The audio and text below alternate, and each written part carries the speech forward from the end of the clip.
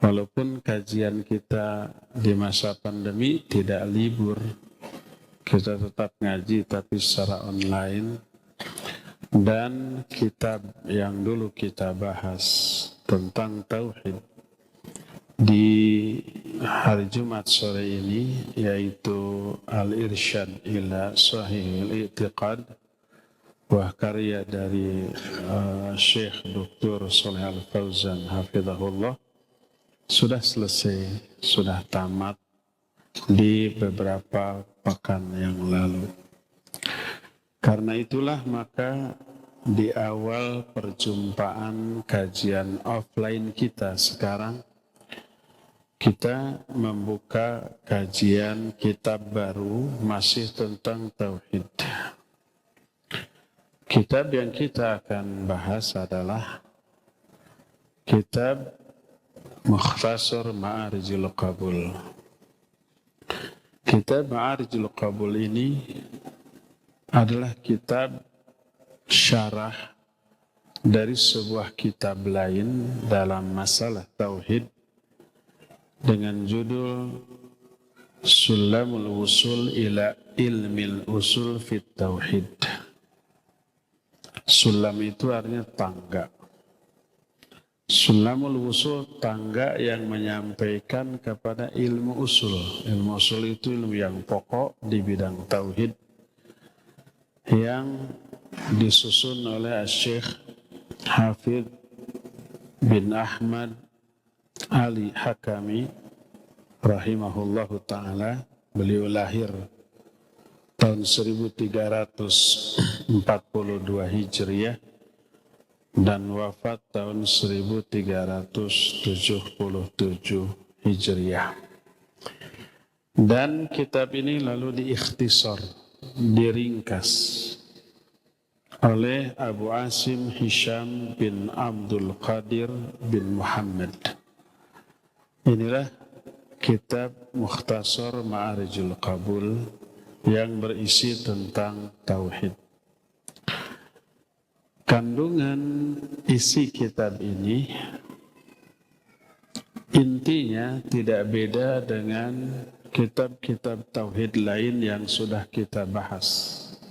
Dari kitab Fathul Majid syarah kitab tauhid, tidak begitu jauh dengan Al-Qaul Mufid Ta'liq ala kitab tauhid, tidak begitu beda juga dengan Al-Irsyad ila Sahihil I'tiqad. Poin-poin yang dibahasnya banyak kesamaan, cuma istilah dan metodologi pembahasan serta silabus poin pembahasan yang agak berbeda. Oleh karena itulah maka kita akan dapatkan beberapa penjelasan baru dalam kitab ini yang mungkin belum dijelaskan dalam pembahasan-pembahasan sebelumnya.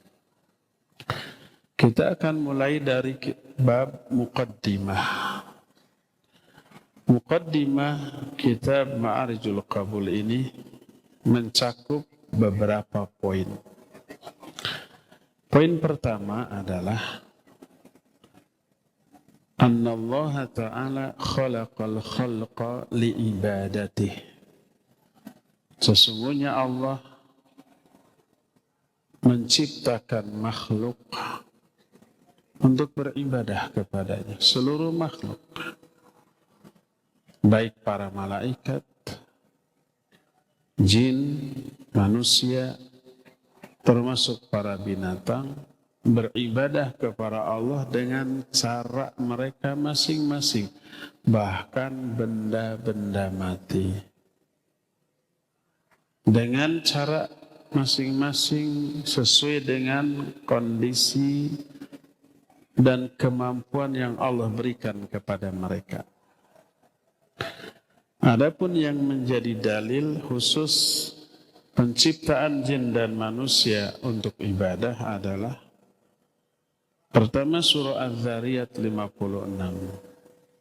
Allah berfirman, "Wa ma khalaqatul jinna wal insa illa liya'budun." Tidaklah aku ciptakan jin dan manusia kecuali agar mereka itu beribadah kepadaku. Ayat ini mengandung makna tentang dikhususkannya ibadah sebagai tujuan utama diciptakannya jin dan manusia. Karena susunan kalimat yang dipakai di dalam ayat ini adalah susunan kalimat yang merupakan gabungan antara huruf nafi dengan huruf istisna. Huruf nafi itu huruf yang mentidakkan. Ma, wa ma, dan tidaklah. Ma di sini disebut huruf nafi.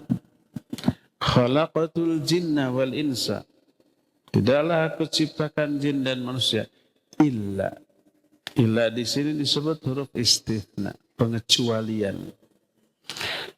Gabungan nafi dan istisna memiliki fungsi litakhsis, mengkhususkan bahwa khusus aku ciptakan jin dan manusia khusus untuk beribadah kepadaku. Samalah dengan susunan kalimat la ilaha illallah. La huruf nafi, tidak ada. Ilaha sesembahan yang hak. Illa di sini huruf istisna. Jadi pasangan nafi dan istisna memberi makna bahwa satu-satunya yang harus diibadati hanya Allah. Pengkhususan. Tidak boleh beribadah kepada selain Allah. Ini juga begitu. Bahwa aku ciptakan jin dan manusia khusus untuk beribadah kepadaku. Ini penjelasan pertama dari ayat ini. Kedua, makna liya'budun ay liyuwahhidun. Itu penafsiran Ibnu Abbas radhiyallahu anhuma yang dinukil atau dikutip oleh para ulama ahli tafsir. Di antara Imam Ibnu Katsir, Imam Ibnu Jarir At-Tabari, Imam Al-Qurtubi dalam tafsir-tafsir mereka bahwa makna liya'budun ay liyuwahhidun. Artinya untuk mentauhidkan aku dalam hal ibadah. Tidaklah aku ciptakan jin dan manusia kecuali untuk mengesahkan aku dalam hal ibadah. Maka seluruh lafaz ibadah dalam Al-Quran maknanya tauhid. Iyyaka na'budu wa iyyaka nasta'in. Iyyaka na'budu, hanya kepada Engkau kami beribadah. Maknanya hanya kepada Engkau kami bertauhid. Wa iyyaka nasta'in, dan hanya kepada Engkau kami minta pertolongan dalam hal mentauhidkan Engkau. Inilah ayat pertama.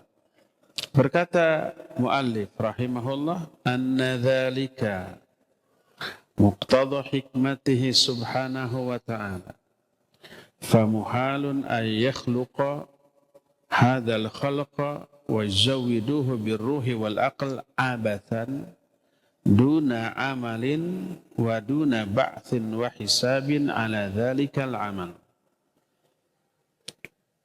Penjelasan mu'allif menyatakan kenapa manusia dan jin diciptakan untuk ibadah. Karena ini salah satu kandungan dari sifat hikmah Allah.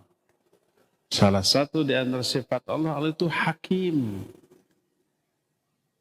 Salah satu di antara kehikmahan Allah adalah mustahil Allah menciptakan makhluk yang diberi ruh, diberi akal, tapi diciptakan sekedar iseng. Tak ada tujuan, tak ada maksud. Kata orang Sunda mah, pengangguran. Apa-apa ngomong orang Sunda nggak akan ada yang memecat saya kan? Jadi Nggak mungkin Allah tuh pengangguran, iseng-iseng daripada manyun. Ciptakan saja jin dan manusia. Setelah diciptakan, cul jin. Memang ini nggak ada terjemahannya cul jin. Tapi bisa diterangkan. Cul jin itu diciptakan, udah dibiarkan gitu saja. Semau mereka, mau begini, mau begitu. Dan nanti kalau udah selesai urusan, sudah nggak ada pertanggungjawaban. Itu iseng. Mustahil bagi Allah yang maha hikmah, yang maha hakim, berbuat iseng tanpa tujuan, tanpa maksud. Allah berfirman dalam Al-Quran surah Al-Mu'minun ayat 115, Afahasibtum annama khalaqnakum abatha? Apakah kalian mengira bahwa kami menciptakan kalian ini sekedar iseng? Wa annakum ilaina la turja'un, bahwa kalian tidak akan dikembalikan kepada kami? Jadi enggak, Allah enggak mungkin iseng. Jauh. Sifat hikmah Allah menyebabkan Allah tidak mungkin berbuat iseng, termasuk dalam menciptakan jin dan manusia. Ini poin yang pertama. Poin kedua, setelah Allah menciptakan manusia dan jin untuk ibadah, Annahu subhanahu wa ta'ala sayab'athu ha'ula'il khalqa ba'dal maut liyuhasibahum bimuqtada tilkal ibadah. Tuh, lihat. Bahwa Allah subhanahu wa ta'ala akan membangkitkan kembali seluruh makhluk setelah kematian mereka untuk menghisab mereka tentang ibadah yang diwajibkan kepada mereka. Kelak akan dibangkitkan dan dihisab. Di dunia kita sudah mati, seluruh badan kita hancur. Kita manusia, binatang-binatang. Nanti hari kiamat dikembalikan lagi utuh seperti sedia kala.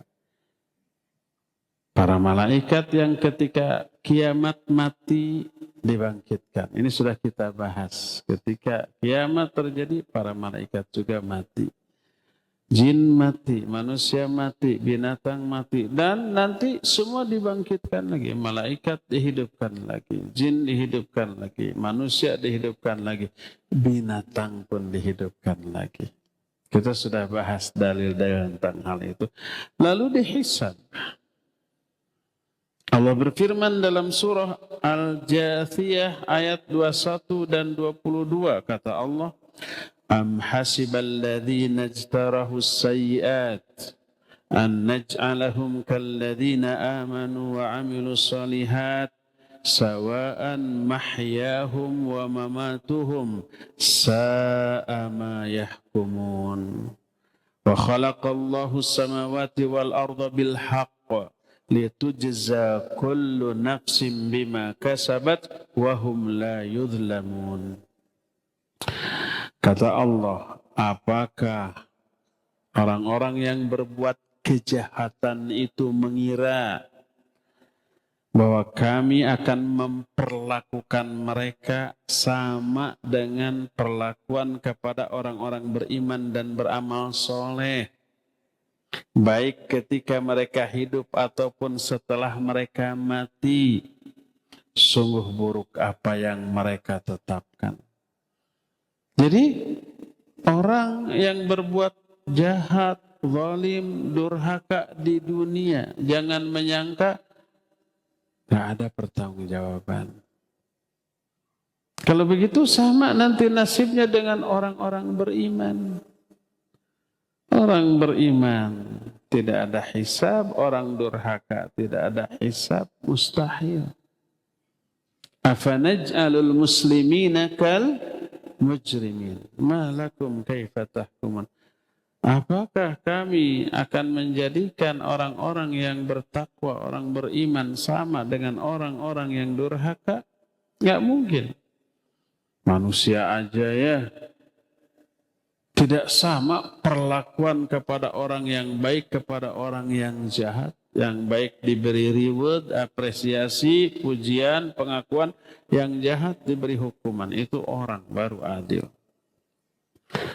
Allah telah menciptakan langit dan bumi dengan sebenarnya agar setiap jiwa dibalas sesuai dengan amalan mereka dan mereka tidak akan dizolimi sedikit pun. Ketika dihisab, ketika dibalas, hisabnya, balasannya adil.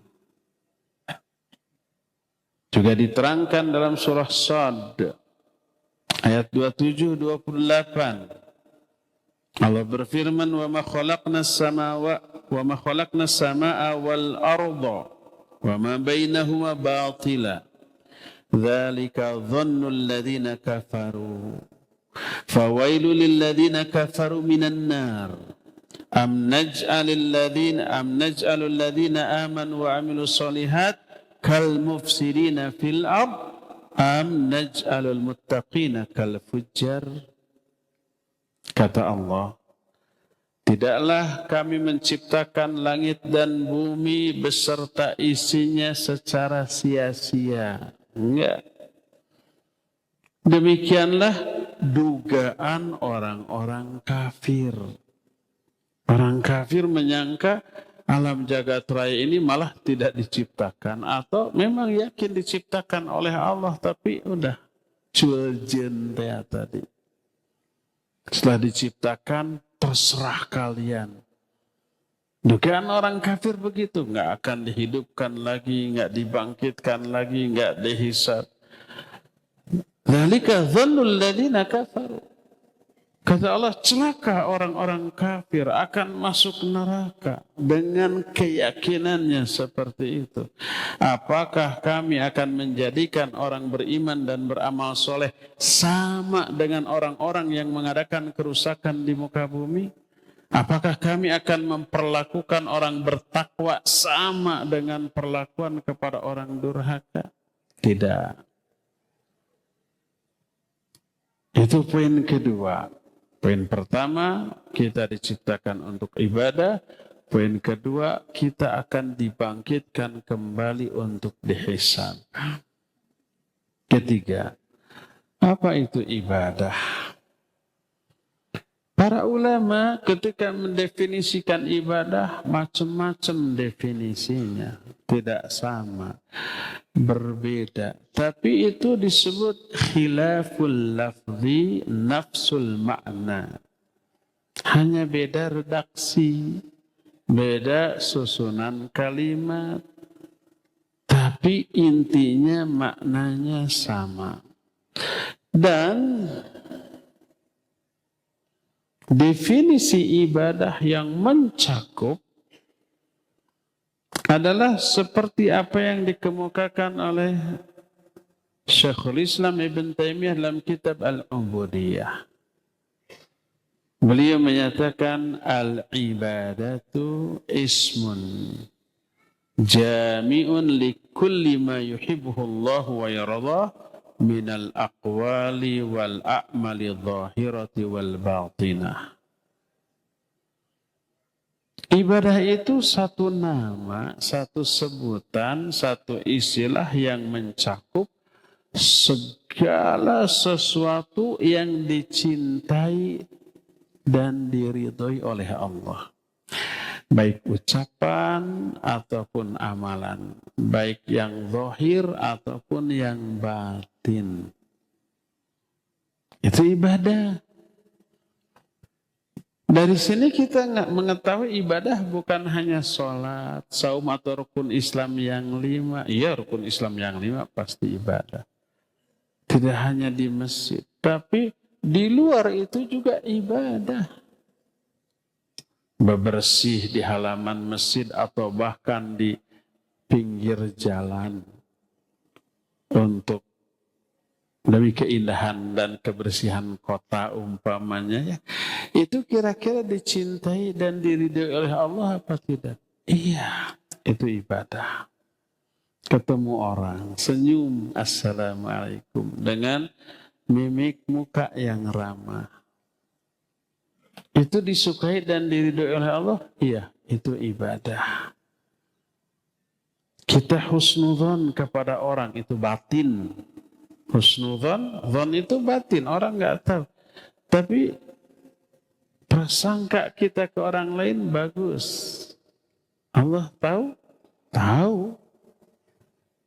Allah ridho dan suka? Iya, ridho dan suka. Itu ibadah. Jadi ibadah adalah satu nama, sebutan, istilah untuk segala sesuatu yang dicintai dan diridhoi oleh Allah, baik ucapan, perbuatan, baik zahir ataupun batin. Lalu Imam Ibnu Qayyim rahimahullahu ta'ala menambahkan, wa jima'ul ibadah kamalul hubbi ma'a kamalil dhulli. Intinya ibadah itu perpaduan antara kesempurnaan rasa cinta kepada Allah dan kesempurnaan rasa merendah di hadapan Allah, menghinakan diri di hadapan Allah. Berkata Imam Ibnu Qayyim, min haitsu ma'naha wa adaiha hiya ta'atul maqrunatu bi kamalil hubbi wa kamalil dhulli lillahi ta'ala.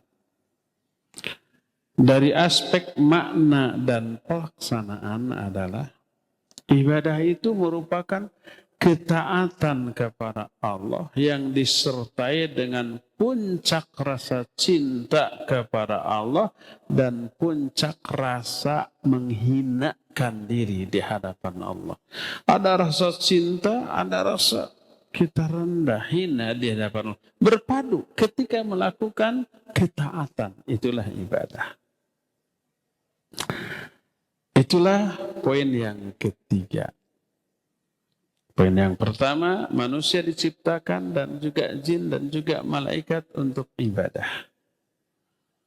Poin yang kedua, akan dibangkitkan dan dihisab. Poin ketiga, barusan ta'rif atau definisi ibadah. Poin keempat, ini yang menjadi judul dari kajian kita yang dibaca dalam BC. Akhadallahu ta'ala ala bani Adam thalathata mawathiq. Allah telah mengambil perjanjian dari manusia dengan 3 macam perjanjian tuh. Kita diingatkan. Kita lalai. Kita sudah berjanji 3 kali kepada Allah. Dan diingatkan terus. Jangan lupa atau pura-pura lupa. Pertama, al-mitsaqul awal. Perjanjian pertama adalah perjanjian yang Allah ambil dari setiap manusia ketika manusia dikeluarkan dari tulang sulbi bapak-bapak mereka. Kemudian menempel di rahim ibu-ibu mereka. Bahasa kitanya sigot ya. Janin.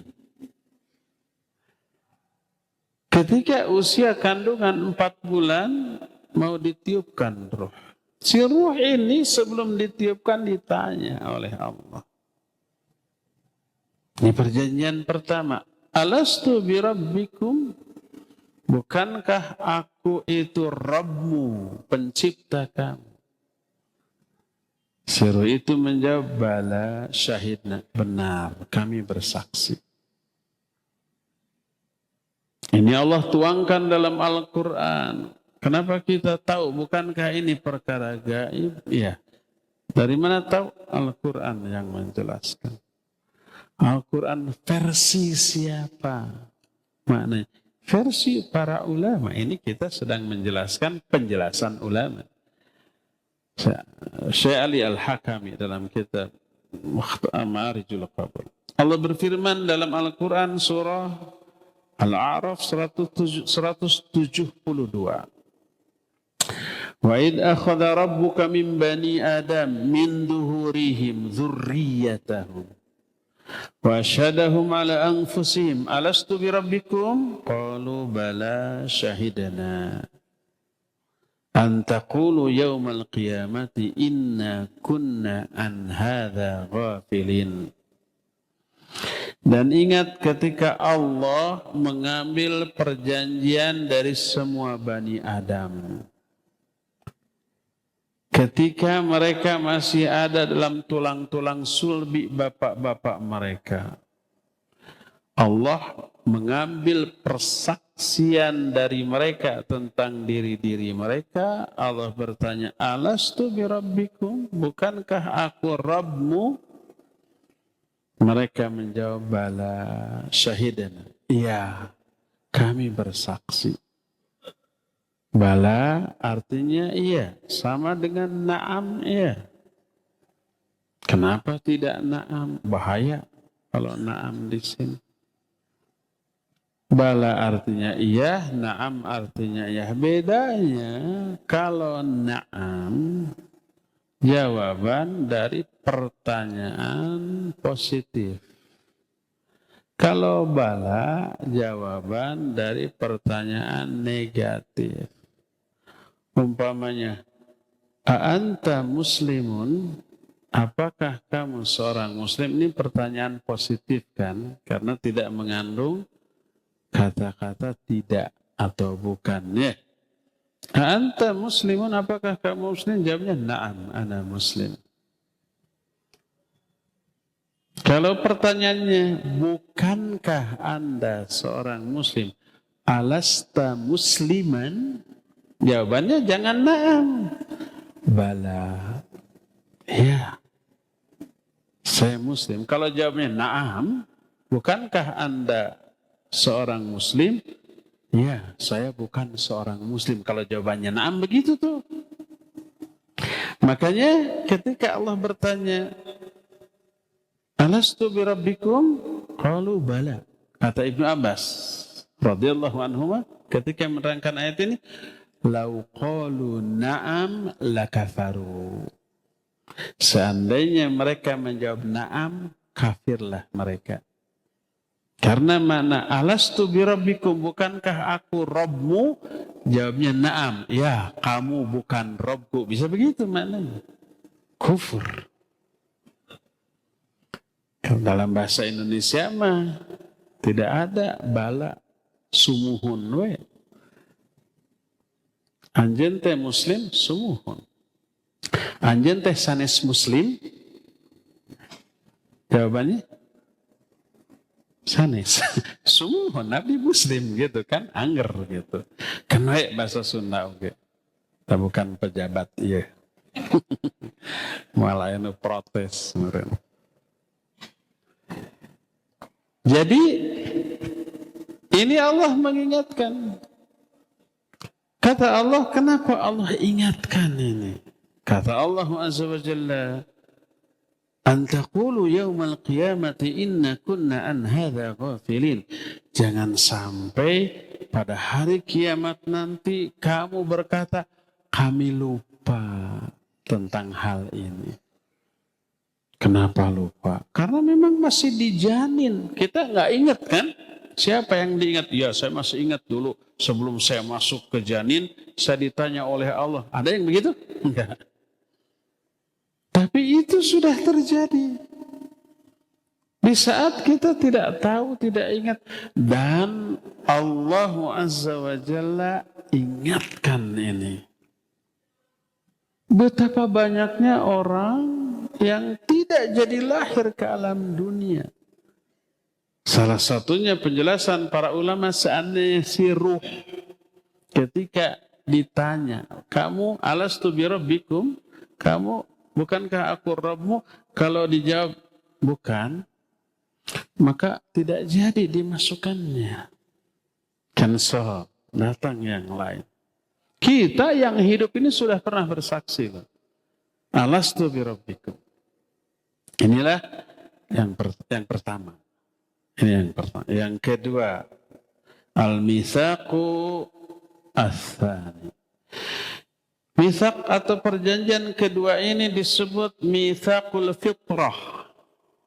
Perjanjian fitrah. Allah Azza wa Jalla telah menciptakan manusia dalam keadaan mereka itu sudah bersaksi di perjanjian pertama. Karena itulah ketika lahir, seluruh manusia yang lahirnya di atas fitrah, di atas Islam karena sudah berjanji, sudah mengakui Allah sebagai Rabb bagi dirinya. Maka semua manusia yang lahirnya di atas fitrah itu, di atas Islam, di atas agama yang lurus. Allah berfirman dalam Al-Quran, dalam surah Ar-Rum ayat 30. Kata Allah, fa'aqim wajhaka lid-dini hanifa. Fitratallahi allati fataran nasa 'alaiha la tabdila li khalqillah. Hadapkan wajahmu kepada agama yang lurus ini. Bukan agama yang lurus. Terjemahannya tidak begitu. Hanifan ini hal. Bukan sifat dari ad-din. Hadapkan wajahmu secara lurus kepada agama ini. Agama Islam. Itulah fitrah Allah. Agama Islam ini itulah fitrah Allah yang seluruh manusia. Ini seluruh manusia. Termasuk manusia yang orang tuanya kafir.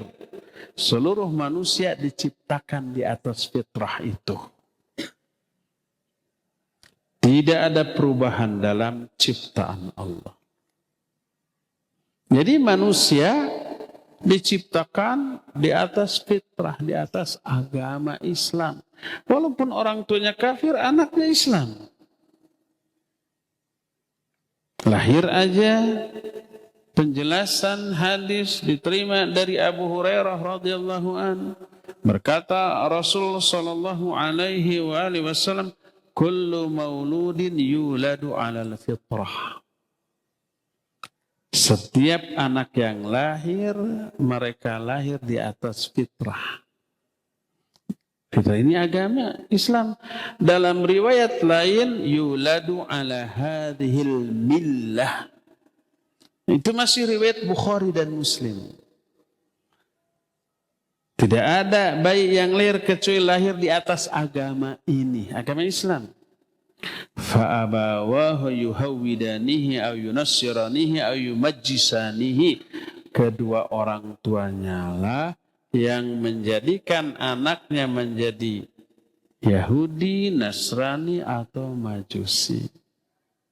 Jadi kalau orang tuanya Yahudi atau Nasrani, anaknya lahir Islam. Oleh karena itulah Abu Hurairah radhiyallahu an yang meriwayatkan hadis ini, ketika menyampaikan ini kepada murid-muridnya, dia berkata, atadruna mal fitrah?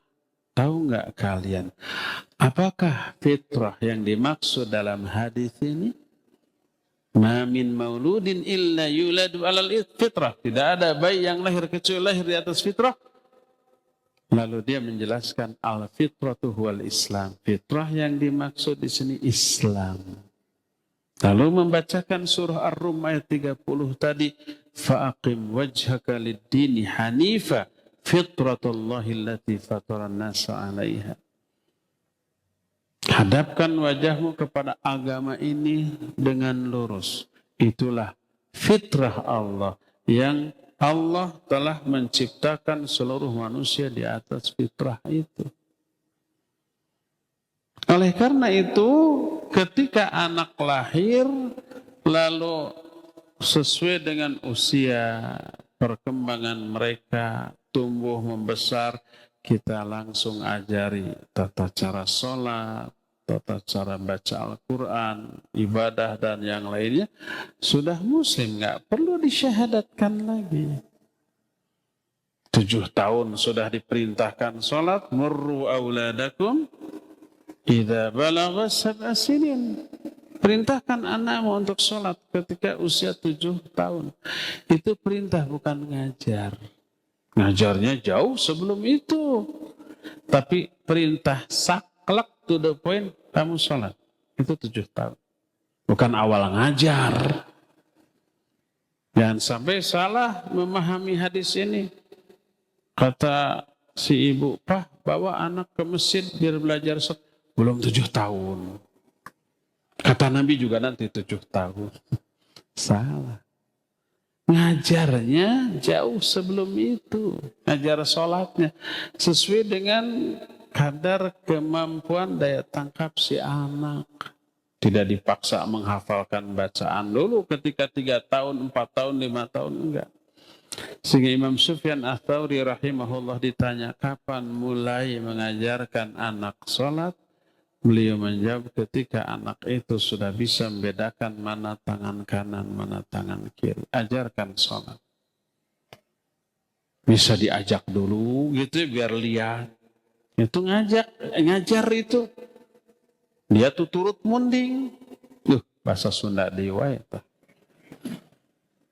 Turut munding itu ikut-ikutan. Mau tahu nggak, mau nggak.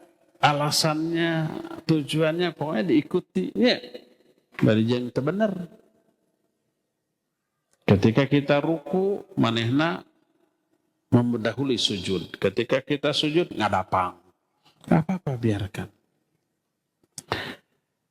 Jadi ada perintah sholat 7 tahun, perintah pukul. Kalau 10 tahun masih belum mau sholat.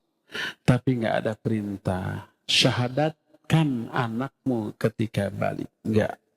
Karena sudah Islam. Syahadat ini rukun Islam pertama untuk siapa? Untuk yang tadinya di luar Islam mau masuk Islam, ya wajib syahadat. Anak orang kafir yang ketika gede dimurtadkan kembali oleh orang tuanya, dibaptis, nanti mau masuk Islam, ya syahadat. Tapi kalau ada bayi orang kafir begitu lahir dititipkan ke keluarga muslim, diurus oleh keluarga muslim, diajari sholat, diajari baca Quran, sudah nggak perlu syahadat. Karena memang dia lahir di atas fitrah, di atas Islam ini. Penjelasan ayat dan hadis serta para ulama tentang ini membantah kelompok orang-orang yang mewajibkan syahadat. Kan ada kelompok syahadat lainnya. Kamu Islam bukan? Islam kapan syahadatnya? Itu kan? Bingung ya, saya mah dina sholat oke syahadat. Itu mah syahadat dalam sholat, bukan niat masuk Islam. Kamu niat masuk Islam kapan? Belum. Nah, belum Islam kamu. Apalagi harus ada saksi. Ayo syahadat di hadapan saya. Ntar mikir-mikir dulu. Mau nanya dulu ke ustaz. Kalau nanti di jalan mati ketabrak mobil lo. Belum syahadat. Iya, ayo syahadat di hadapan. Syahadat akhirnya dengan niat masuk Islam. Padahal dia sudah muslim. Pulang ke rumah, bapaknya dikafirkan, ibunya dikafirkan, imamnya di masjid dikafirkan. Nggak sah sholat di belakang imam, belum syahadat. Takfiri. Ini berbahaya. Karena salah di dalam memahami ayat dan hadis. Tidak merujuk penjelasan ayat dan hadis tersebut kepada para ahlinya, para ulama ahli tafsir dalam kitab-kitab mereka. Semua bibit kesesatan termasuk takfiri lahir dari kebodohan yang dipaksa-paksakan untuk memahami dengan kebodohannya. Dan seterusnya tuh begitu. Bersabda Rasul sallallahu alaihi wasallam, yaqulullahu ta'ala, Allah berfirman, ini hadis qudsi. Kata Allah, inni khalaqtu ibadi hunafa'a Faja'athum syayatin fajtalathum an dinihim wa harramat alaihim ma uhillat lahum. Kata Allah, hadis ini sahih diriwayatkan oleh Imam Muslim, diterima dari Iyad bin Himar radhiyallahu an. Allah berfirman, aku telah menciptakan hamba-hambaku dalam keadaan lurus. Hunafa, Hanif, jamak dari Hanif. Faja'at sumus syayatin, datanglah setan kepada mereka, lalu menyimpangkan mereka dari agama mereka. Lalu setan ini mengharamkan kepada mereka apa yang sudah dihalalkan untuk mereka. Ini menunjukkan bahwa aku ciptakan manusia dalam keadaan hanif, lurus, maknanya ketika lahir sudah Islam. Ini yang kedua, perjanjian fitrah. Ketiga, al-mitsaqus tsalits. Perjanjian ketiga adalah ketika diutusnya Rasul ke masing-masing umat. Kepada kita, Nabi kita Muhammad SAW. Diturunkannya kitab yang mereka bawa, yang dibawa oleh Nabi itu untuk menjelaskan semua yang dibutuhkan, plus mengingatkan janji kita. Allah berfirman dalam surah An-Nisa 165, rusulan mubashshirina wa mundhirin li'alla yakuna lin-nasi 'ala Allahi hujjatun ba'da ar-rusul. Kami mengutus para rasul sebagai pemberi kabar gembira dan pemberi peringatan agar manusia tidak memiliki hujjah, tidak memiliki alasan, tidak bisa ngeles lagi kepada Allah setelah diutusnya para rasul tersebut. Diingatkan melalui ayat, melalui hadis. Dulu kita pernah berjanji ketika kita masih menjadi janin. Tuh, diingatkan oleh ayat, oleh hadis. Terus ketika lahir, kita lahir di atas fitrah, diingatkan oleh ayat, oleh hadis. Nah, begitu diutus para nabi dan para rasul, dijelaskan lagi semuanya itu. Berdasarkan hal itulah maka ketika ada orang yang mati di saat belum baligh, belum mukallaf, maka dia ahli surga. Karena masih belum mengetahui keburukan, belum melakukan keburukan. Kalau toh melakukan keburukan, belum dihisab. Anak-anak sudah melakukan dosa belum? Banyaknya ngeselin ibu bapaknya, ngeselin. Itu dosa bukan? Ya, dosa. Tapi belum dicatat dulu. Rewel, manja, ngeselin ke ibunya, ke bapaknya gitu, tidak nurut. Ada anak yang begitu? Rata-rata sih kan, turunan. Tapi belum dihisab. Dan belum jejeg pikiran. Mati sebelum baligh. Dia ahli surga. Maka berkata muallif rahimahullahu ta'ala, kata beliau, wa amma man lam yudrikil mithaq bi an mata saghiran qabla taklif mata 'ala al-mithaqil awwal wa 'ala al-fitrah. Adapun orang yang belum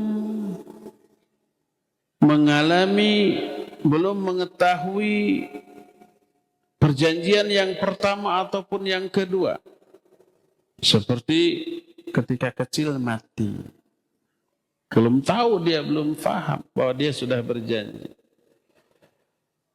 Kalau dia termasuk anak dari kaum muslimin, fahum ma'abaihim, mereka itu akan bersama dengan bapak-bapak mereka ke surga. Bagaimana dengan anak-anak orang-orang musyrik? Maka ini ikhtilaf para ulama. Sebagian ulama menyatakan mereka juga ahli surga. Karena mereka belum ihtilam, belum mukallaf, belum tahu dosa. Kalau mereka melakukan kesalahan juga tidak dicatat dan tidak dihisab.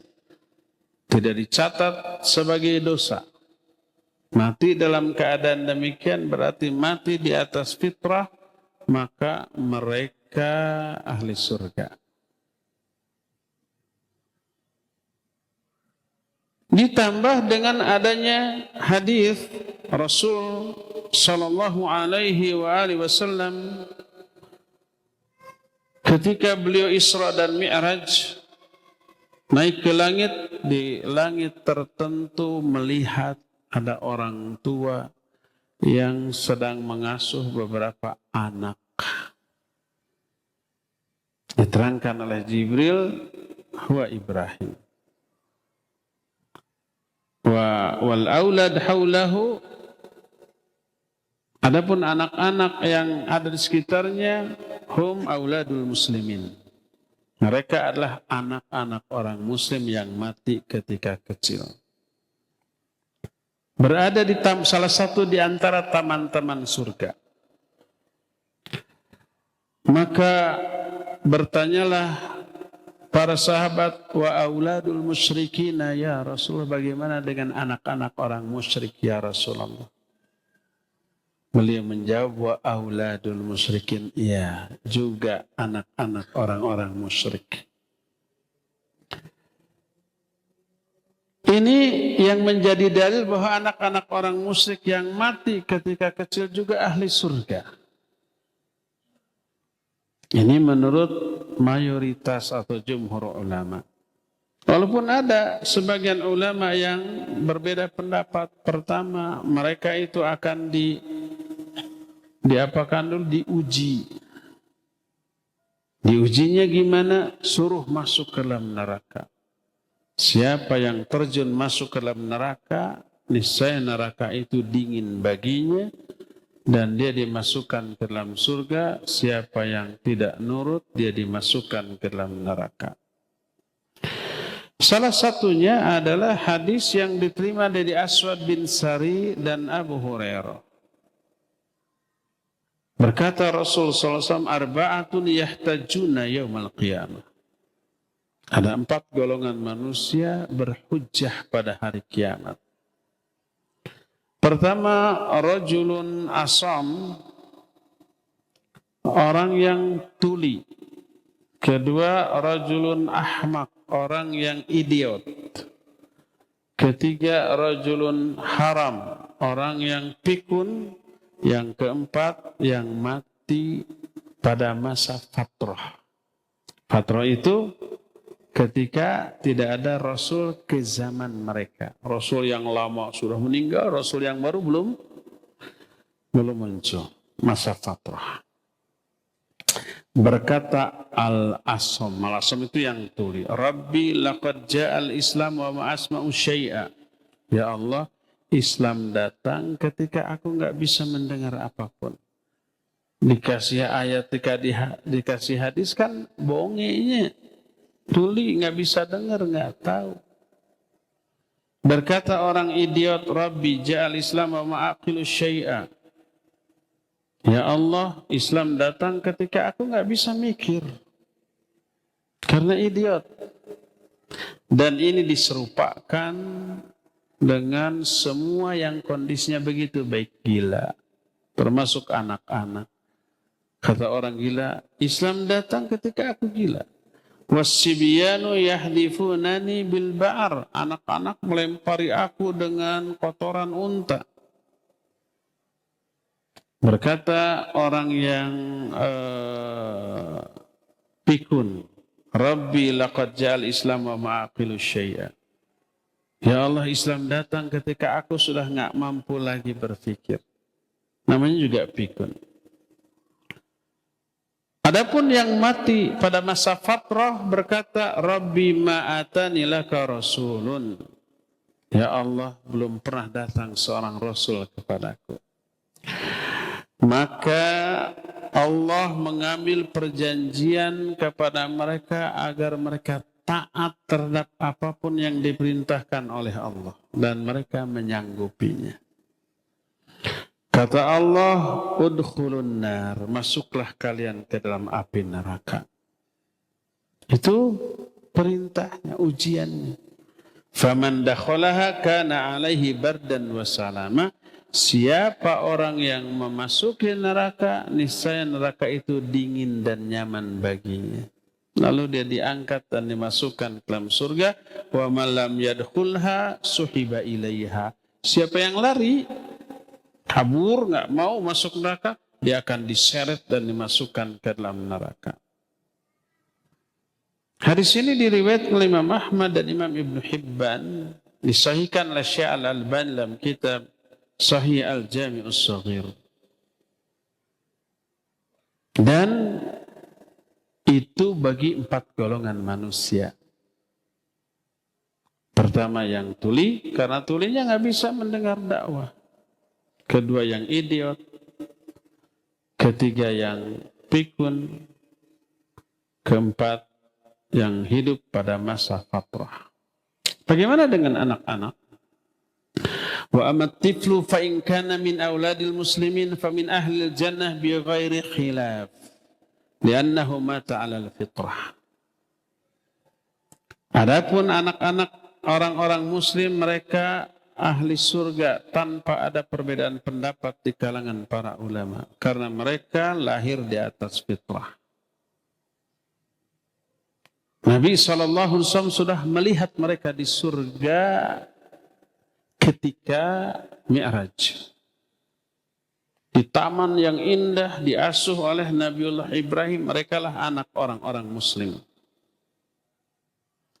Bagaimana dengan hadis sahih dari Aisyah? Aisyah berkata, ketika ada orang mati, anak kecil mati, disolatkan, dikuburkan. Berkata Aisyah, ya Rasulullah, tuba lihada lam ya'mal syarra wa lam yadri bih. Wahai Rasulullah, betapa bahagianya anak ini. Dia belum pernah melakukan keburukan, bahkan belum tahu apa itu keburukan. Dibantah oleh Nabi SAW. Kata beliau, "Au ghairu dzalika ya Aisyah, inna Allah khalaqal jannah wa khalaqa laha ahlan wa khalaqa lahum wa hum fi aslabi abaihim wa khalaqan nar wa khalaqa laha ahlan wa khalaqaha lahum wa hum fi aslabi abaihim." Tidak begitu, hai Aisyah.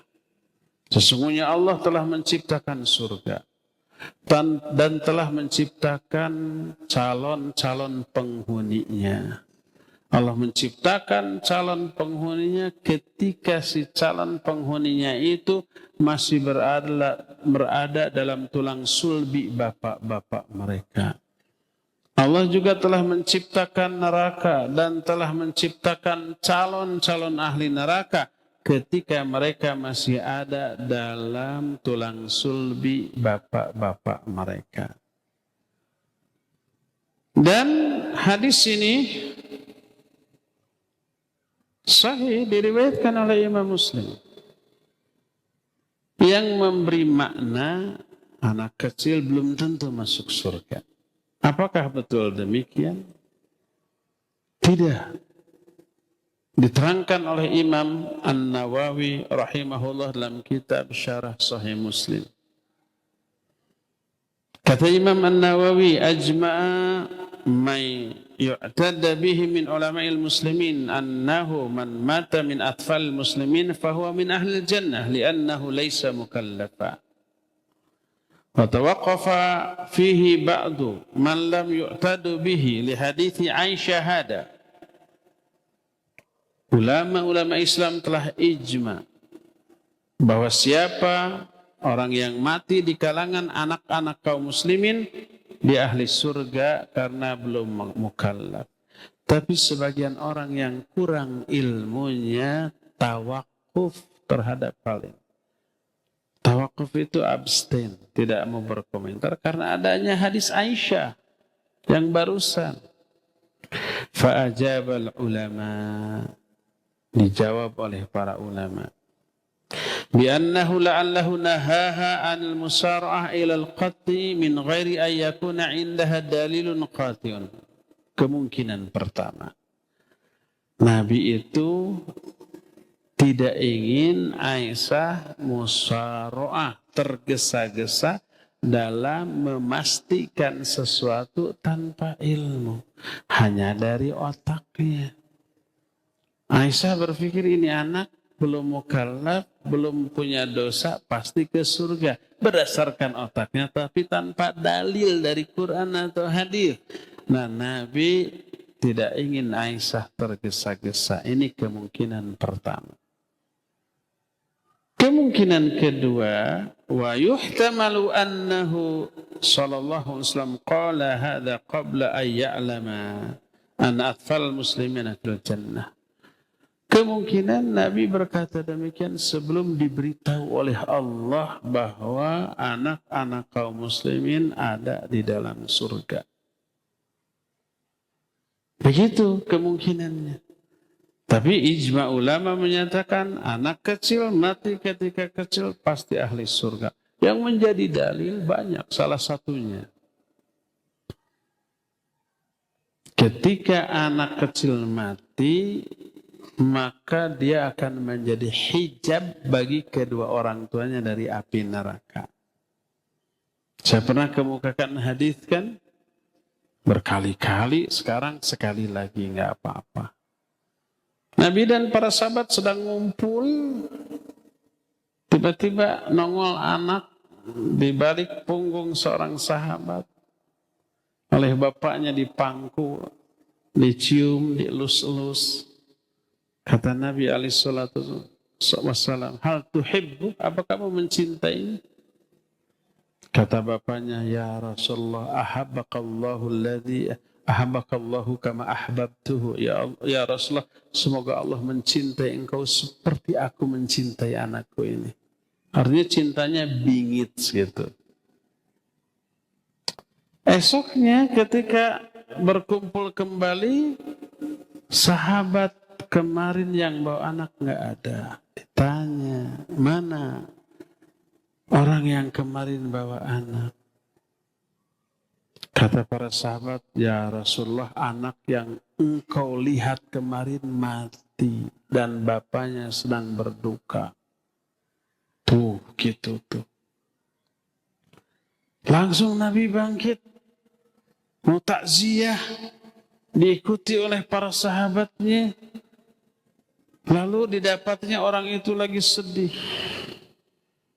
Kata orang Sunda mah, carindul. Saya nggak takut ngomong Sunda. Tapi ada orang yang ngaku, nanti orang-orang takut kalau ngomong Sunda. Apa yang ditakuti dari bahasa Sunda atau orang Sundanya? Orang Sunda mah lembut-lembut. Someah dareh deh hade kasema bear marah mai gitunya, hade basa hade lampah gitu. Apa yang ditakuti dari bahasa Sunda dan orang Sunda? Jadi belok ke sana, dari mana tadi? Carindul. Carindul itu apa? Ekspresi bekas nangis, merah-merah, bareh, apa bareh? Bekas nangis. Oleh Nabi SAW dihibur dengan kalimat yang pendek. Tapi menancap, berbekas, berpengaruh. Kata bahasa Sunda, bener. Atau mundal. Mundal itu sedikit tapi benar itu berisi. Tahu padi? Padi kalau sudah berisi tinggal dipanen namanya bener. Kalau masih kosong namanya hapa. Itu bahasa Sunda. Dan banyak ungkapan yang pas diungkapkan dalam bahasa Sunda. Eta yang menjadi penyebab selalu nongol bahasa Sunda. Kata Nabi SAW, ayyuhuma ahabbu ilaik, mana yang lebih kamu sukai? Anakmu hidup panjang dan kamu bisa bersenang-senang seumur hidupmu dengannya, atau anakmu pergi meninggalkanmu lebih dahulu dan dia menunggumu di pintu surga? Mana yang lebih kamu sukai? Anaknya panjang umur tapi belum tentu ke surga. Dia mikir, kalau anaknya gede belum tentu dan tidak akan selucu ketika kecil, ya enggak? Kita sayang ke anak, wah senang, lucu tuh. Coba 5 tahun dia main dengan teman-temannya, kapanasan, hidung gosong tak, udah lucu deh, nggak bersih lagi, bahasanya kasar, menyerap dari bahasa anak-anak temannya, ya nyebelin, bikin jengkel. Apalagi kalau sudah gede, kalau tidak terdidik. Orang itu berkata, ya Rasulullah, kalau anakku mendahului aku dan menungguku di pintu surga, lebih aku sukai. Kata Rasul SAW, demikian anakmu sekarang menunggumu kelak di pintu surga. Tuh. Terhibur nggak? Iya. Kesedihan karena kehilangan anak berkurang, musnah. Bahkan musnah, hilang. Membayangkan anaknya di sana bahagia loh, tidak menderita. Apalagi kita tahu di alam kubur, anak-anak yang mati ketika kecil itu berada di taman surga, diasuh oleh Ibrahim alaihissalatu wassalam. Bahagia. Lalu apa yang disedihkan? Apalagi anak itu akan menuntun orang tuanya ke dalam surga. Para sahabat yang mendengar itu berkata, ya Rasulullah, hal hadza khasun lahu aw likullina? Wahai Rasulullah, apakah ini khusus untuk dia atau berlaku untuk kita semua? Beliau menjawab, bal likullikum, ini berlaku untuk semua kalian. Setiap orang yang punya anak, ketika lucu-lucunya, kata orang Sunda mah, kerja di kembang buruan, maka mati, sedihnya luar biasa. Itu akan menjadi pertama penghalang bagi orang tuanya dari api neraka, yang kedua akan menuntun orang tuanya ke surga. Dari sini para ulama menyatakan bila anak yang mati ketika kecil bisa menjadi penghalang bagi orang tuanya dari api neraka dan menuntunnya ke surga, ini menjadi dalil bahwa anak itu ahli surga. Oleh karena itulah maka ijma' ulama menyatakan anak yang mati ketika kecil dari kalangan kaum muslimin langsung ahli surga. Adapun anak orang-orang musyrik, para ulama ikhtilaf sampai 8 pendapat. Diterangkan oleh Imam Ibnu Qayyim rahimahullahu ta'ala ke-8 pendapat ini. Saking panjangnya nggak mungkin saya jelaskan. Tapi intinya, kesimpulannya, dari semua 8 pendapat yang dikemukakan, pendapat yang terkuat tentang anak orang-orang musyrik, mereka juga ahli surga. Berdasarkan beberapa nas yang sahih tentang hal itu, dan berdasarkan kenyataan bahwa anak orang musyrik mati di atas fitrah, belum mengetahui dosa, belum dicatat seluruh amal-amalnya, sehingga mereka itu menjadi ahli surga. Inilah 3 perjanjian yang Allah ambil dari kita, dari manusia, dari Bani Adam, dan Allah ingatkan agar kita tidak lagi memiliki alasan untuk ngeles di hadapan Allah pada hari kiamat nanti, ya. Cukup ya sampai di sini penjelasan kita di sore hari ini. Kita masih punya sisa waktu untuk bertanya jawab. Dan karena pengajian ini sebenarnya program pengajian dengan Radio Roja Cilengsi, kita dipandu oleh host dari Cilengsi, termasuk tanya jawab juga. Sekarang dikhususkan bagi para pendengar radio dan TV Roja. Kepada host di sana, Al-Fadhil Abu Lukman, dipersilakan memandu tanya jawab dengan pendengar dan pemirsa. Wassallallahu ala nabiyina Muhammadin wa ala alihi wa ashabihi wasallam. Silakan. Jazakallahu khairan, kami sampaikan kepada Ustaz Abu Haidar As-Sundawi hafizahullahu taala yang telah memberikan nasihat kepada kita dari pembahasan kitab yang baru di kesempatan sore hari ini. Baik, pertanyaan pertama Ustaz. Kami sampaikan pertanyaan dari hamba Allah di Sumatera Selatan, Ustadz. Ingin bertanya terkait dengan pembahasan kitab baru ini terkait dengan Tauhid, Ustadz. Pertanyaannya, apa latar belakang para ulama banyak menulis kitab tentang Tauhid, padahal kurang lebih tadi disebutkan isinya sama saja, Ustadz. Mohon penjelasannya, Ustadz. Barakallahu fiik. Kenapa para ulama banyak membahas tauhid? Isinya sama. Sama juga ada pertanyaan, kenapa para ustadz di radio, ustadznya beda, tapi banyak membahas tauhid dari beberapa kitab yang berbeda. Pertamanya, itu bukti besarnya perhatian para ulama terhadap masalah tauhid.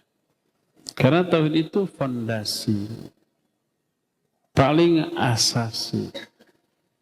Seluruh amal dibangun di atas tauhid. Kalau tauhidnya nggak benar, amalnya nggak benar. Amalnya rusak.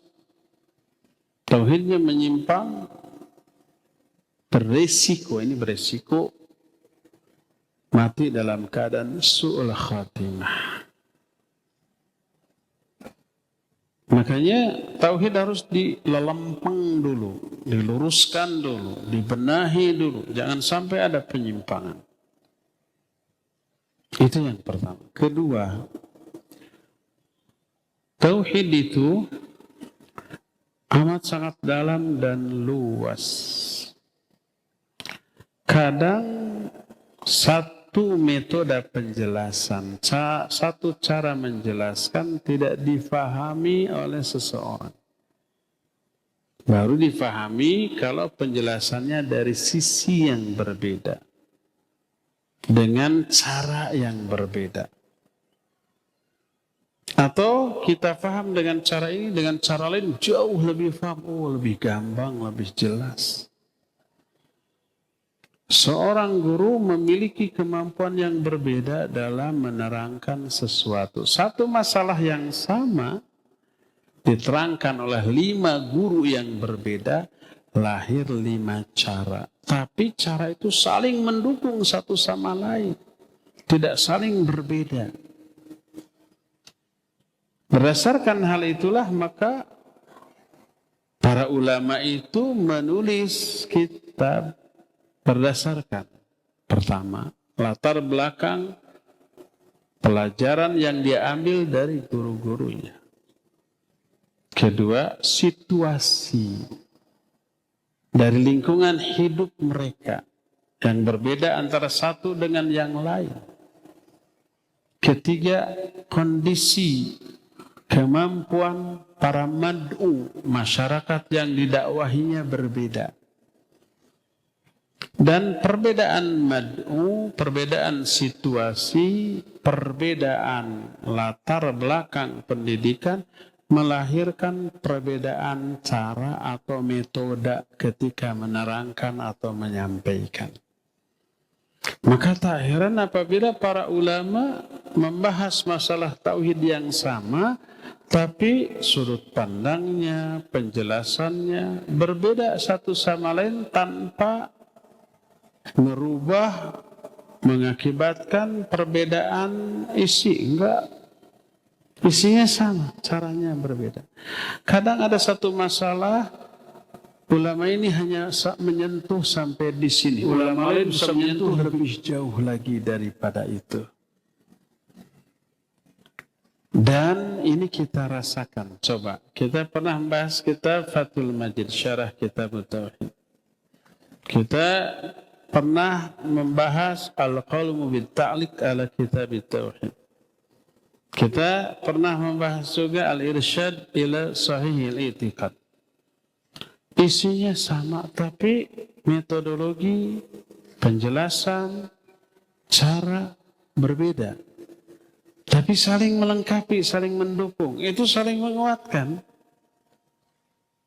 Dan para asatid mengambil dari pengalaman mereka, baik belajar dengan para gurunya, para masyayikh, atau membaca kitab-kitab tersebut. Wah, ini lebih detail daripada itu. Tapi itu lebih lengkap dalilnya. Ini dalilnya agak kurang, tapi penjelasannya mendalam. Digabung. Ketika kita membahas kitab Riyadhus Shalihin, siapa penyusunnya? Imam Nawawi. Kita mengambil syarah dari beberapa kitab yang berbeda. Dari syarah Syekh Salim bin Id Al-Hilali dan kitab Bahjatun Nadhirin, dari syarah Syekh Al-Utsaimin, itu saling melengkapi. Kita pernah bahas kitab Bulughul Maram, kita ambil syarahnya dari beberapa, dari 3 minimal. Dari Tawdihul Ahkam, syarah Bulughul Maram susunan Syekh Al-Bassam, dari Fathul Alam Syekh Al-Utsaimin, dan dari penjelasan syarah Syekh Shalih Al-Fauzan. Itu ada kekurangan di sini, ditutup oleh sini. Ada kelebihan di sini, tidak ada di sini. Nah, itu diberikan semua selama itu maslahat untuk dijelaskan. Itulah beberapa alasan kenapa para ulama banyak menulis kitab tauhid, ribuan, isinya intinya sama, tapi cara menjelaskannya ada sedikit berbeda, saling melengkapi ya. Wallahu a'lam. Silakan lagi Abu Luqman. Jazakallahu khairan Ustaz atas penjelasannya, dan pertanyaan berikutnya kami coba angkat dari penelpon. Kami persilahkan. Assalamualaikum warahmatullahi wabarakatuh. Waalaikumsalam warahmatullahi wabarakatuh. Dari siapa, di mana Bapak? Adin dari Majalaya, Bandung, Pak Ustaz. Baik, silakan Bapak. Ya. Allah disembah, diibadahan, tapi percaya ka dukun, percaya ka orang-orang bersanu kararitu, ruksaklah akidah atau tauhid seperti itu, Pak Ustaz. Terima kasih. Wassalamualaikum warahmatullahi wabarakatuh. Waalaikumsalam warahmatullahi wabarakatuh. Tafadhol Ustaz. Orang beribadah kepada Allah, mengucapkan kalimat tauhid, tapi percaya ke dukun, percaya ke peramal. Bagaimana? Apa rusak? Rusak. Karena terlarang secara syar'i untuk pergi ke dukun untuk kepentingan apapun. Kata Nabi SAW, man ata arrafan aw kahinan fasaddaqahu ma yaqul faqad kafara bima unzila ila Muhammadin sallallahu alaihi wasallam. Siapa orang yang datang ke dukun atau tukang ramal lalu percaya kepada omongannya, dia telah kufur kepada ajaran yang disampaikan kepada Nabi sallallahu alaihi wasallam. Ada 3 macam orang pergi ke dukun. Pertama, datang dan percaya ke omongannya. Ini kufur. Seperti hadis yang barusan. Apakah kufur itu murtad, keluar dari Islam? Tidak. Kufur kecil. Dia tetap muslim, tapi muslim yang berdosa besar. Kita sudah terangkan di pembahasan kitab sebelumnya. Kedua, datang ke dukun iseng, tidak percaya kepada omongannya, cuma ngetes atau nganter orang, dia enggak. Maka selama 40 hari 40 malam sholatnya tidak diterima. Termasuk iseng-iseng baca horoskop, zodiak, ramalan bintang, awas itu. Saya nggak percaya, tapi dibaca, ignore sudah, lewat, skip. Kalau ada di buku, di majalah, di koran, di internet, di HP gitunya, udah jangan dibaca. Salatnya tidak akan diterima 40 hari 40 malam. Itu kedua jenis mendatangi dukun yang barusan haram. Ketiga ini yang bagus. Mendatangi dukun untuk mendakwahinya. Memberi nasihat pada dukun. Itu syirik loh. Menyesatkan orang, berhenti. Kalau berani. Tapi harus siap segala macam jurus siap. Terutama akidah, tauhid. Bisa diserang dadak. Kalau itu bisa, silakan lakukan. Kalau maslahat. Jadi orang yang datang ke dukun untuk yang 1 dan 2 tadi rusak akidahnya. Ya, jangan sampai seperti itu. Wallahu a'lam. Silakan lagi yang terakhir, Abu Lukman. Jazakallahu khairan Ustadz atas penjelasannya. Yang terakhir kami ambilkan penanya dari Bandung Ustadz, yakni Pak Urip. Bertanya, apakah sudah ada penghuni surga dan neraka seperti yang diperlihatkan kepada Rasulullah? Mohon penjelasannya Ustadz. Jangan-jangan ada di sini Pak Urif. Atau yang nggak kebagian kuota. Barakallahu fiik Pak Urif. Apakah surga dan neraka ada penghuni? Sudah ada penghuni. Kalau yang dimaksud penghuni itu bidadari surga, para pelayan surga, para malaikat, iya, sudah. Ada malaikat yang ditugaskan di surga menanam pohon, membangun bangunan sesuai dengan amalan manusia. Siapa orang yang membangun masjid karena Allah, Allah akan bangunkan satu istana baginya di surga. Siapa orang yang menanam pohon ini, Allah akan tanamkan satu pohon rindang untuknya di surga. Jadi para malaikat setiap saat di surga ada, sibuk. Termasuk bidadari surga, termasuk pelayan surga, itulah para penghuni. Di neraka ada para malaikat yang ditugaskan untuk itu. Sudah ada. Adapun kalau yang dimaksud penghuni surga atau neraka itu adalah jin dan manusia yang pernah hidup di bumi, belum ada. Yang sudah mati termasuk para nabi belum ke surga. Orang yang pertama kali masuk surga siapa? Nanti pada hari kiamat Nabi SAW mengetuk pintu surga pertama kali. Beliau. Sekarang beliau belum ke surga. Kita sudah terangkan di alam barzakh manusia terbagi kepada 5 golongan.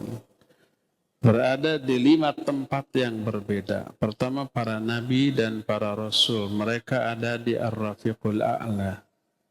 Tempat terindah di alam kubur bagi para nabi, para rasul.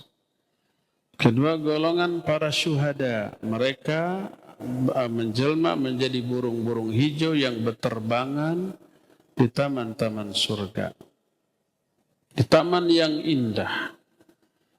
Yang ketiga, orang-orang mukmin yang soleh, mereka juga menjelma menjadi burung hijau yang bergelantungan di pohon-pohon surga.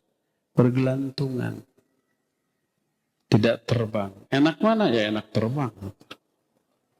Keempat, orang muslim ahli maksiat. Mereka memperoleh azab kubur. Kelima, orang kafir, mereka memperoleh azab kubur yang jauh lebih dahsyat. Nah, itu 5 tempat. Yang dimaksud taman surga bagi syuhada dan orang-orang soleh, maksudnya adalah sebuah taman yang indah di alam kubur. Belum ke surganya. Surga tidak boleh dimasuki sebelum oleh Nabi SAW, dan Nabi akan memasukinya kelak pada hari kiamat nanti. Ya, wallahu a'lam. Cukup sampai di sini, waktu yang kita miliki sudah habis. Insyaallah nanti akan kita lanjutkan di hari Jumat yang akan datang. Wassallallahu ala nabiyina Muhammadin wa ala alihi wa sahbihi wasallam. Wassalamualaikum warahmatullahi wabarakatuh.